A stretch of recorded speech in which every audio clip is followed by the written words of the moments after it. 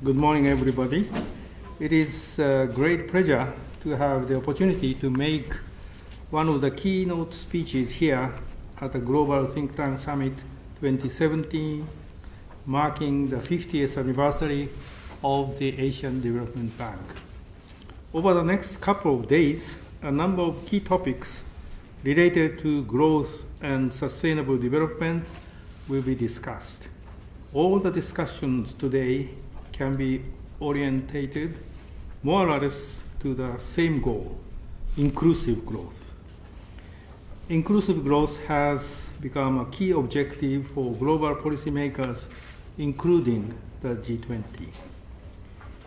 Inclusive growth is typically defined as economic growth in which growth opportunities and benefits will be delivered to all people regardless of their various socio-economic and gender attributes.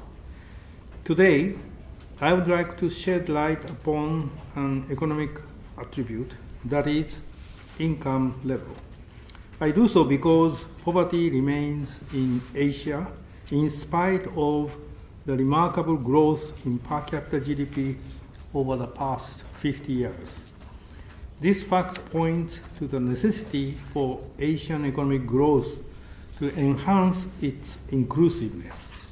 Financial inclusion can contribute greatly in this regard. During the 50-year history of the ADB, many of the ADB's Asian member countries transformed from low-income countries to middle-income countries.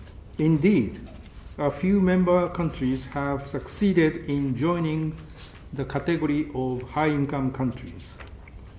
As the status of Asian countries has improved in terms of per capita GDP, the standing of Asia in the global economy has been enhanced.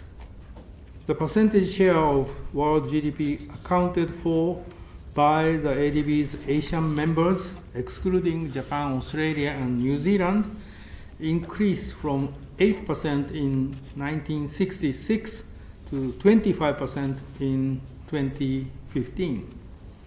Furthermore, the increase in per capita GDP in Asia has been accompanied by a 20-year extension of Asian people's lifespans. Comparing 2014 with 1964, the average lifespan increased from 49 to 74 years in the East Asia and Pacific region, while in South Asia it increased from 45 to 68 years.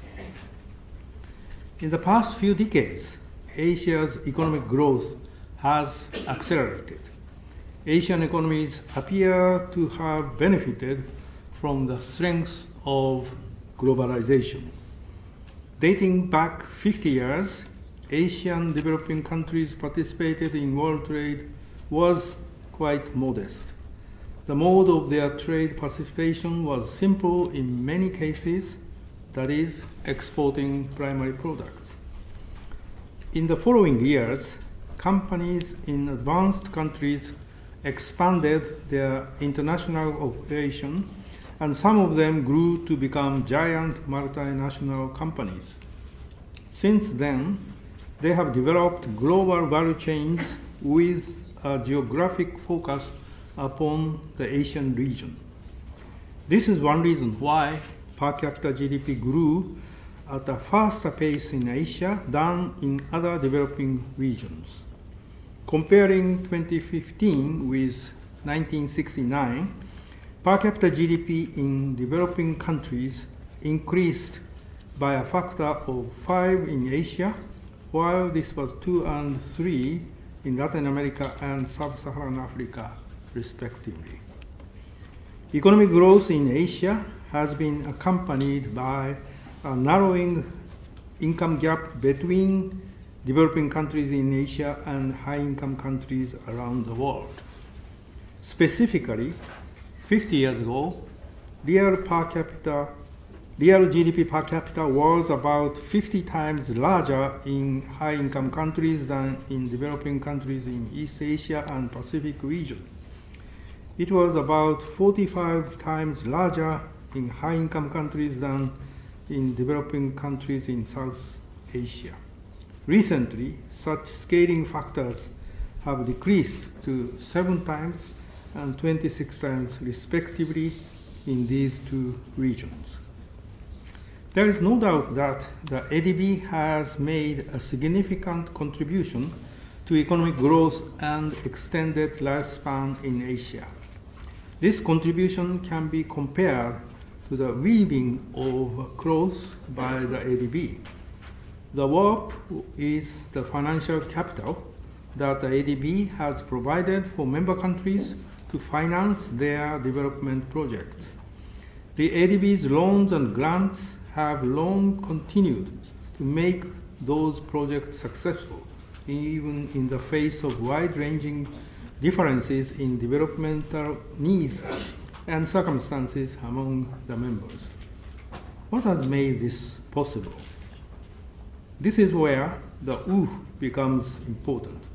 The U is the ADB's intellectual capital, consisting of underlying thought, specific knowledge, and creative ideas. The ADB has offered this type of capital in individual member countries so that their development projects are carefully planned and well managed. An indispensable part of this U has been the ADB Institute, co-host of this symposium.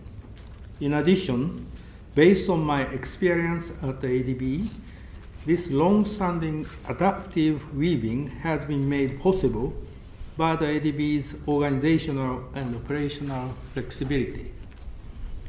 To continue with my analogy, the ADB will need to continue its work of weaving a cloth suitable and strong enough to wipe away the persistent problem of poverty. In contrast to the relative economic progress made in the international sphere, domestic income inequality have increased in some Asian countries. Among the 30 countries with comparable Gini coefficient, income inequality has increased in recent decades in 12 countries, accounting for about 80% of their total population. In most of these countries, the top income group has increased its income share. A recent survey concludes that when a deterioration of income equality occurs by benefiting mainly the rich, it undermines the poverty-reducing effects of economic growth. Unfortunately, poverty remains in Asia.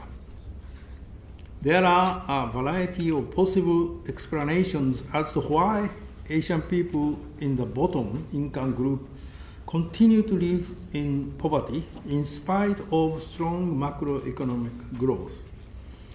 One explanation is that it is more difficult for growth opportunities and benefits to reach people whose residential locations, industries, and skills have not been incorporated into global value chains. It will be essential for policymakers in Asia to continue to introduce domestic policies that can enhance the inclusiveness of their hard-earned economic growth. Nonetheless, the history of the Asian economy shows quite clearly that economic growth is a key driver of poverty reduction. In the past 50 years, extreme poverty has significantly decreased in Asia.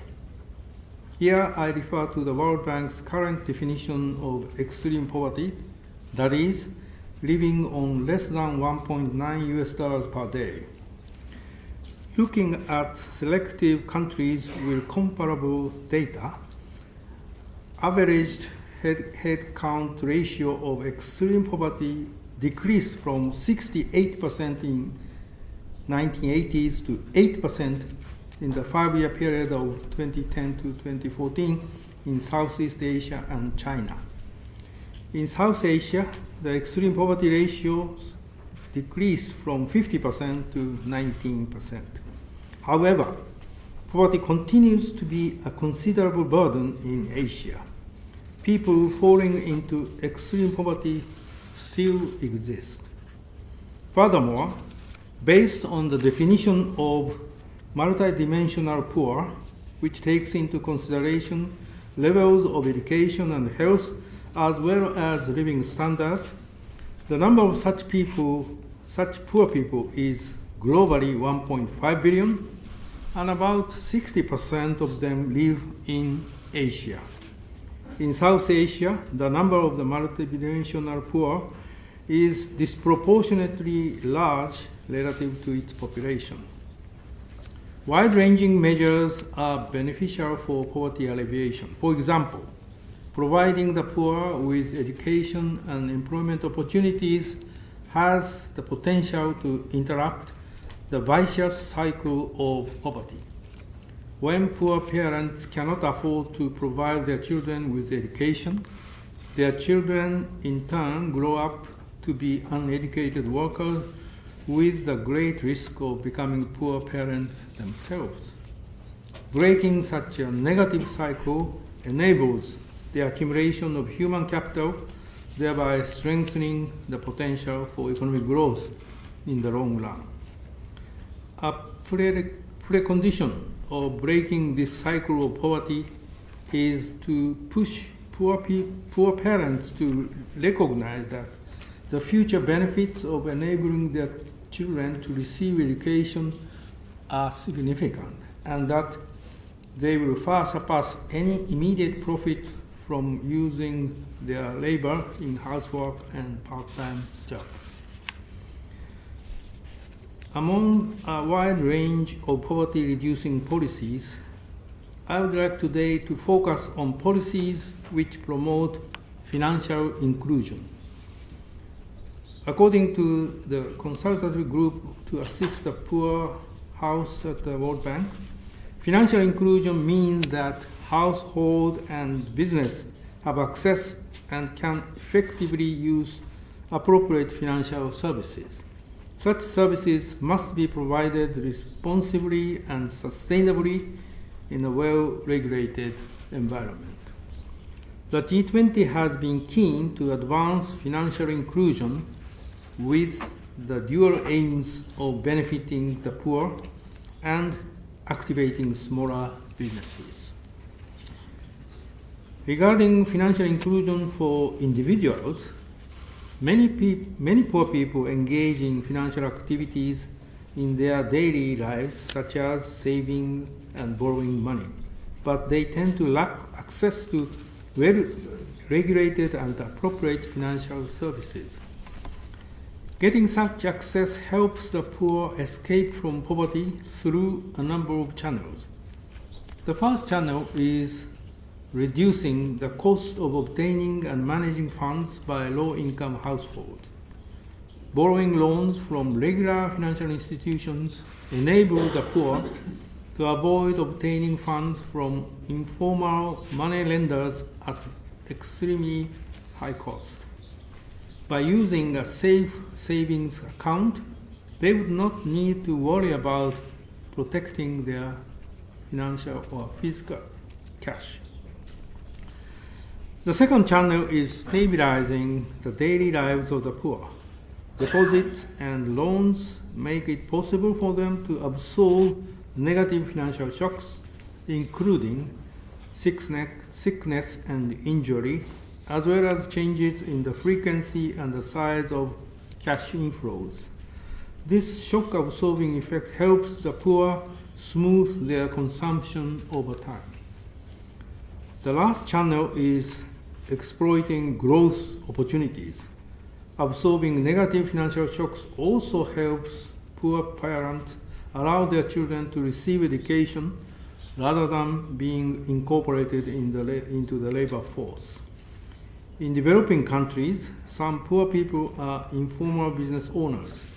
Access to financial services can enable them to invest in their own businesses. However, progress in financial inclusion for individuals appear to have been slow in developing Asia. In 2014, The percentage share of adults with savings accounts was 48% in developing East Asia and Pacific, and 44% in South Asia. In high-income countries around the world, the figure was 108%, and in Latin America, it was 70%. To encourage the poor to open savings account and make deposits, it is necessary to introduce hands-on policies that reflect the specific needs of individual countries. Economic factors are not the only reason why poor people often do not save money. There are also social constraints, regulatory barriers, low financial literacy, and psychological factors. Recent empirical findings show that factors preventing poor people from opening savings accounts include high charges, distant bank outlets, weak legal rights, and political instability. Even when the poor do open accounts, whether or not they actually save money in those accounts is a separate question. They need to have other incentives to do so.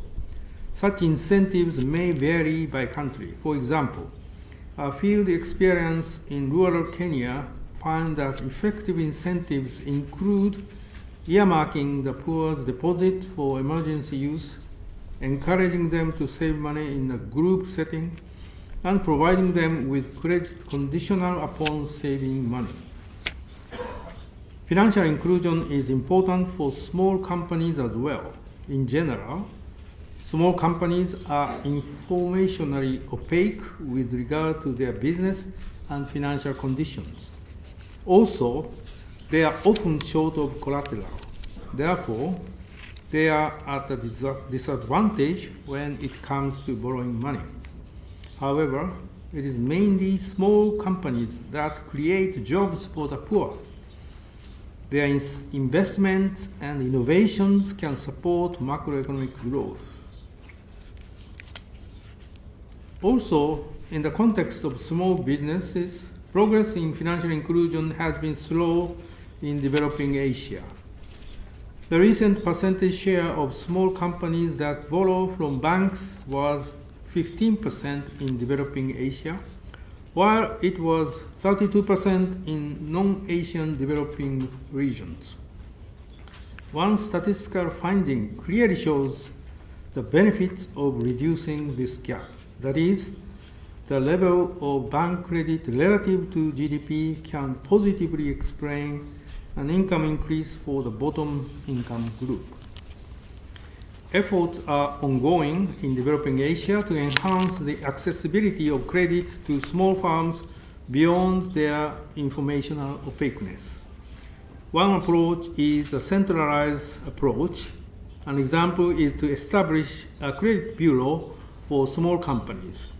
Such a bureau is an important financial infrastructure and is managed by a public agency in 8 of the 20 developing Asian countries surveyed by the ADB. An additional example is to use a public credit guarantee system which has been established in 16 of the 20 countries. These institutional supports have the potential to encourage banks to provide loans for small businesses, thereby promoting financial inclusion. Another approach to deal with the informational opaqueness of small businesses is a more individual approach. A prominent example is microfinance. The ADB and other multilateral development banks have supported the rapid growth of microfinance institutions by providing them with loans, grants, and technical assistance. In terms of the number of borrowers, microfinance is more active in developing Asia than in any other developing region. Although further work is necessary, studies show that microfinance provides expanded access to credit, which in turn increases business activity of micro entrepreneurs. Results also suggest that it provides people with more flexibility in choosing their occupation and afford them the possibility of being more self-reliant. Advances in information and communication technologies, or ICT, have the potential to help financial inclusion continue to expand in developing Asia, in some cases beyond traditional banks. For example, crowdfunding schemes enable small businesses and poor individuals to borrow money from the general public and even across borders. On deposits and remittances, mobile phones and digital money enable companies and individuals at home and abroad to transfer funds, in some cases regardless of whether or not they have bank accounts. Financial inclusion in the digital economy has a great potential to help users enter new goods markets and new credit markets. I look forward to seeing the positive impact of such digital financial inclusion on poverty reduction and economic growth in the near future. Financial inclusion has implications for the institutional foundations of banking and finance. To introduce new financial services or to permit new entities to provide traditional services, the relevant financial business laws would need to be updated appropriately. The emergence of new service providers, including ICT companies, may call for improvements in monitoring and regulations. At the same time, financial policy measures would need to strike the right balance between dealing with possible issues regarding financial stability and consumer protection and facilitating the innovation of service providers. It is 50 years since the establishment of the ADB. In spite of the region's remarkable economic development, poverty does remain in developing Asia. We need to enhance the inclusiveness of Asia's economic growth, and financial inclusion can play an important role in tackling the stubborn poverty problem. Policymakers need to find and eliminate obstacles to such inclusion and create positive incentives taking into consideration each country's specific circumstances. Enhancing financial literacy is also essential. The ADB's revised Strategy 2020 sets forth a vision of both poverty reduction and inclusive growth amongst its strategic priorities, and financial inclusion is a key area. I am confident that the ADB will continue to lead work in this area by providing two kinds of capital, namely financial and intellectual, and through close collaboration with member countries. Thank you.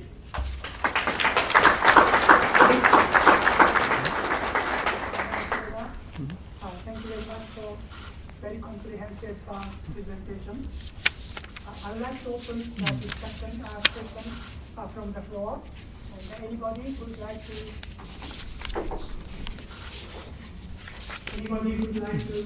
raise questions, please raise your hand and please identify your affiliation from your head.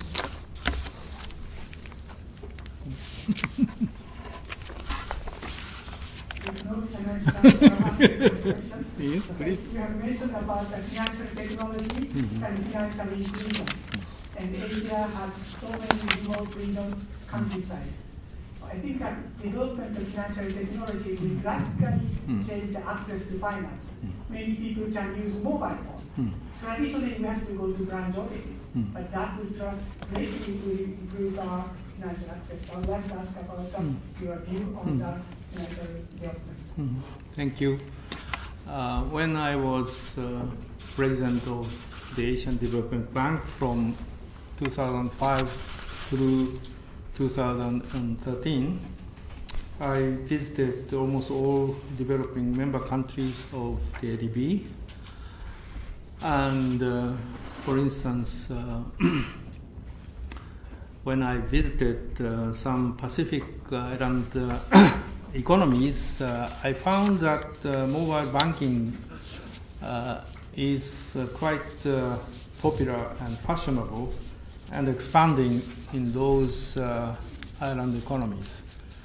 Partly because it's not easy for any banks to have extensive branch network in those island countries, and instead of physical branch network, those banks have been engaged in mobile banking, and it was a very good way of increasing financial inclusion in those island economies. And then also ADB invested in a mobile phone company in Afghanistan. It's a kind of private sector operations, and it was extremely successful in the sense that the mobile phone company attracted millions of subscribers there. And again, in Afghanistan, with difficult security situation in some regions, branch banking is not very viable, but mobile banking is possible, and that mobile phone company in which ADB invested expanded its business into mobile banking as well as mobile medical services. So, in short, financial technologies can help those countries, particularly countries which find it difficult to provide banking services in a traditional way. And also, as you know, nowadays mobile banking and other remittance services providers have very much reduced the cost of remittances across borders. And all of them, I think, would be quite beneficial for developing countries in particular. And as I said in my initial remarks, I think this is one way to substantially increase financial inclusion and also inclusiveness of economic growth. Thank you very much. And one more question over there. Yes. Can you bring the microphone?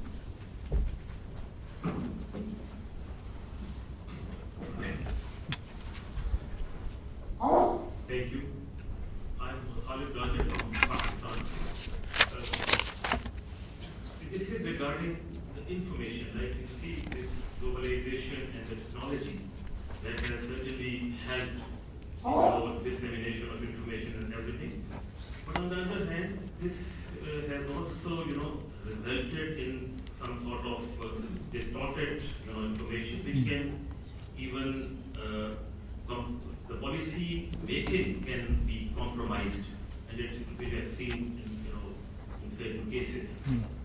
So how this should be also treated as a challenge for the policymakers and the think tanks also, that the sanctity of information that is equally important. And moreover, just one additional comment or a question that for the banks, when they are financing the small and medium enterprises, because when we need to have an inclusive strategy to address the youth, especially the youth, which don't have access to finance, and we want to keep them, together.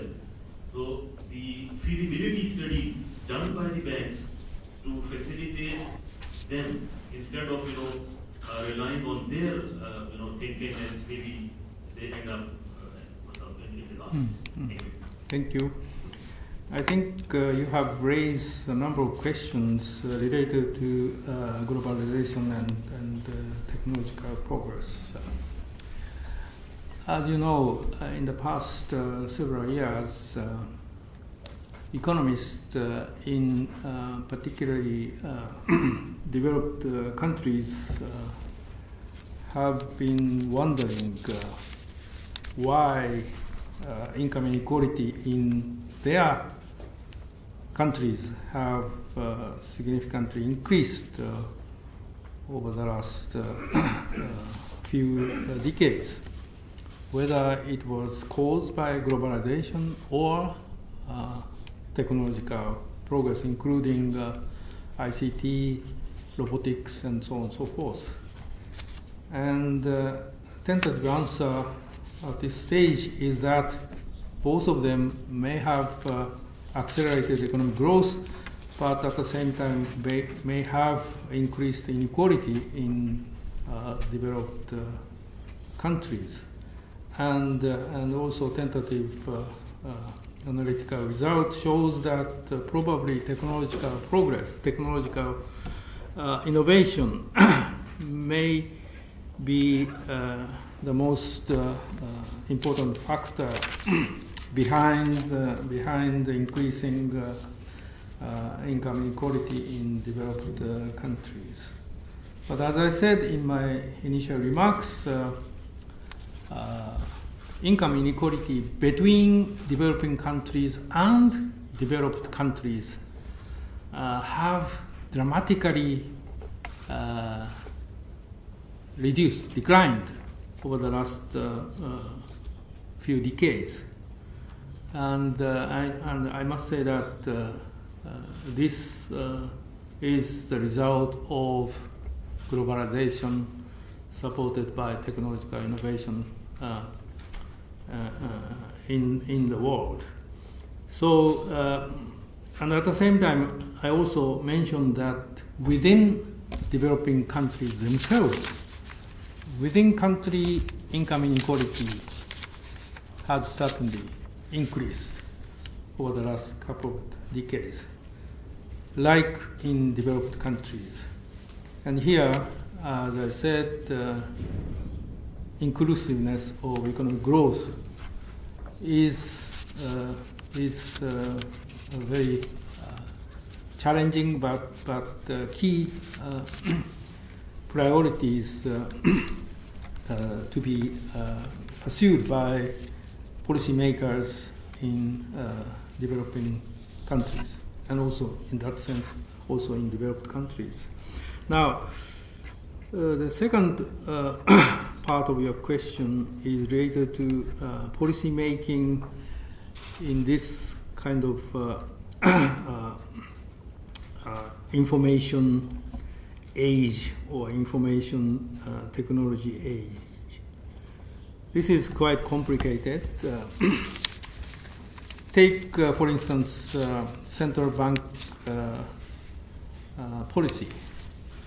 Nowadays, whenever central bank governors or senior officials say anything, market people using AI technology can detect even very small differences between their statement today and their statement a year ago or 1 month ago, or 1 week ago, or even 1 day ago. And this makes central banking business a bit complicated and bit challenging. But at the same time, information technology does help central banks to design and implement their policies. For example, nowadays the Bank of Japan, when engaged in market operations, utilize information technologies quite useful, and even extremely large amount of market operations can be smoothly implemented with help of those ITC technologies. And also we can utilize various information, not just from within the country but from outside the country, quickly and quite effectively.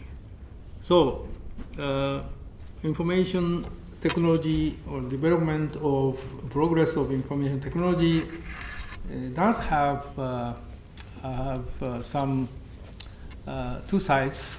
On the one hand, quite helpful and quite useful, but on the other hand, could make policy making somewhat complicated and sometimes challenging. Finally, as I said in my first answer to Dean Yoshino, I think nowadays traditional commercial banks are quite diversified, and in some cases commercial banks may come back to traditional commercial banking business only, but some are aiming at global and more diversified banks, and some are sort of internet banks and utilizing the most advanced information technologies. And depending on the circumstances, I think banks and companies can choose the way banking services or financial services are provided to clients, including individuals and companies. By the way, in Japan, you may think that unlike in the US, where various fintech companies have almost sprouted, increased substantially, in Japan there appears to be not so many fintech companies. But if you look at the Japanese financial system carefully, then you would find that there are many, for instance, internet platforms, supermarkets, convenience stores, they have established their banks, getting a banking license from the government and providing specific services to their clients. And so already in Japan, fintech has expanded its businesses in a sort of Japanese way, and at this stage, unlike in some other countries, there's no what shall I say, strong rivalries between traditional banks and fintech companies.